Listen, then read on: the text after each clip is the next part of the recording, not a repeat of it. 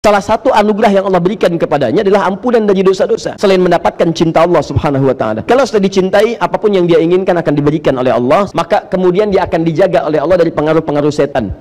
Saya ingin evaluasi setiap amalan kita pasca sholat ketika kita berzikir kepada Allah. Nanti kita lihat sejauh mana itu bisa mendekatkan diri kita dengan Allah subhanahu wa ta'ala. Apa amalan-amalan itu diantaranya? Satu, bacaan istighfar, sudah kita bahas ya, ditambah dengan doa Allahumma antas salam, di plus di hadisnya kan, ya Allahumma antas salam wa minkas salam tabarakta ya dzal jalali wal ikram, sudah saya bahas. Coba praktekkan lagi ya, sedikit kita evaluasi. Istighfar itu artinya minta ampun. Astagfirullah, ya Allah ampuni saya. Jadi orang yang benar istighfarnya, saat dia istighfar bukan cuma di lisan astagfirullah, astagfirullah, astagfirullah, tapi bagaimana istighfar itu mengingatkan dia dengan Allah. Bagaimana caranya? Istighfar artinya minta ampun. Orang minta ampun sadar akan dosa. Karena itu ketika Anda istighfar sambil merasakan dosa apa yang Anda perbuat sampai Anda beristighfar pada saat itu. Punya dosa apa? Pada orang tua, pada pasangan hidup, pada anak, pada tetangga, pada macam-macam. Istighfar. Jadi begitu selesai istighfar, keadaan Anda dekat dengan Allah. Makanya orang yang rajin istighfar, salah satu anugerah yang Allah berikan kepadanya adalah ampunan dari dosa-dosa, selain mendapatkan cinta Allah subhanahu wa ta'ala. Dalilnya telah saya terangkan. Dan kalau sudah dicintai, apapun yang dia inginkan akan diberikan oleh Allah, sepanjang itu menjadi kebutuhan dunia akhiratnya. Dalilnya sudah saya sampaikan. Kemudian setelah ini ada istighfar, Allahumma antas salam, sudah selesai. Ada bacaan kemudian zikir la ilaha illallah wahdahu la syarikalah lahul mulku wal hamdu wa huwa ala kulli syai'in qadir. Ya, ini sudah kita bahas. Awas, hati-hati. Setelah itu ada bacaan apa? Baik bacaan ayat-ayat Quran pilihan, ada ayat kursi, ya, ada al-ikhlas, ada al-falaq, ada an-nas. Kemudian ada bacaan ayat Al-Quran.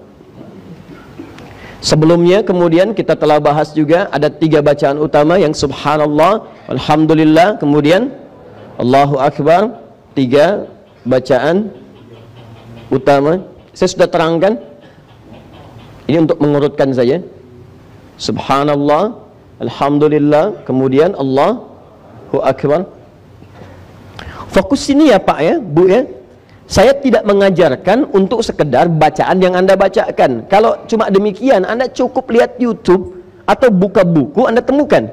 Yang saya ajarkan bagaimana cara bacanya. Apa itu subhanallah, apa itu alhamdulillah, apa itu Allahu Akbar, bagaimana cara mengamalkannya. Jadi begitu Anda lakukan, keadaan Anda setelah baca ini lebih dekat dengan Allah, itu ukurannya.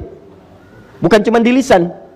Masih ingat keterangan saya tempo lalu? Orang yang baca subhanallah, subhanallah itu artinya menepikan segala hal yang tidak terkait dengan sifat dan keagungan Allah subhanahu wa ta'ala. Jadi kalau sudah subhanallah, Allah tidak akan disekutukan dengan apa-apa lagi. Sedang nonton, Allahu Akbar, TV ditinggalkan. Ada pekerjaan, Allahu Akbar, pekerjaan bisa ditunda, bukan yang sifatnya mendesak. Maka Anda tunda dulu, tunaikan sholat. Itu yang disebut dengan subhanallah. Ya, maaf, alhamdulillah, semua yang kita kerjakan bermanfaat. Pakaian bermanfaat, ya, kendaraan bermanfaat, rizki bermanfaat, tidak korupsi, tidak mencuri. Jadi kalau tiap hari Anda ucapkan alhamdulillah, alhamdulillah, tapi korupsi juga, mencuri juga, menipu juga, berselisih juga, pasti ada yang salah di situ. Pasti ada yang salah. Apalagi maaf ya, maaf sudah menipu, mencuri. Ya begitu kemudian ditanya, ayo bawa tasbih, subhanallah, subhanallah, pakai peci, mulai pakai kerudung gitu kan. Nah, pasti ada yang salah. Nah, kalau ini sudah selesai, termasuk nanti bacaan ayat kursi. Nah, apa ciri keberhasilan orang yang zikir dengan bacaan-bacaan ini, dengan termasuk ayat kursi? Maka kemudian dia akan dijaga oleh Allah dari pengaruh-pengaruh setan. Pertemuan lalu saya terangkan, ada setan masjid, setan rumah, setan macam-macam. Jadi kalau Anda benar zikirnya, Anda sudah punya benteng dengan setan. Makanya Allah turunkan surat benteng, surat perisai, surah ke-15 Al-Hijr. Inti surah Al-Hijr itu kan ada intinya di ayat ke-40. Ya, ketika iblis mengatakan kepada Allah, ya Allah, aku akan goda semua hamba-hambamu, aku akan palingkan darimu. Bahkan nanti di Al-A'raf itu aku akan goda dari depan, dari belakang, kanan, kiri. Cuma ada satu golongan yang sulit aku goda. Ya, bukan nggak digoda, dia mau goda, cuma nggak bisa. Seakan-akan ada perisai di sekitarannya. Siapa orang ini? Illa ibadaka minhumul mukhlasin. Yaitu orang-orang yang punya sifat mukhlas. Orang mukhlas berjuang untuk mukhlas.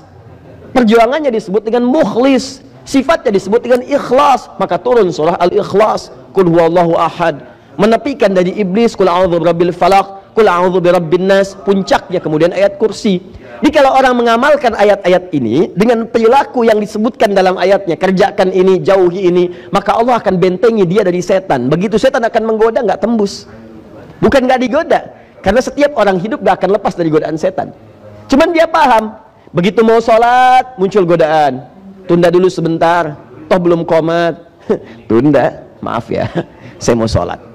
Itu nggak ngaruh tuh. Jadi seakan-akan nggak ada pengaruh ke jiwanya itu. Jalan aja lewat. Malam tahajud dia nggak peduli. Mau Juventus lawan Inter Milan, mau skornya 1-0, terserah. Saya nggak peduli, saya mau sholat gitu.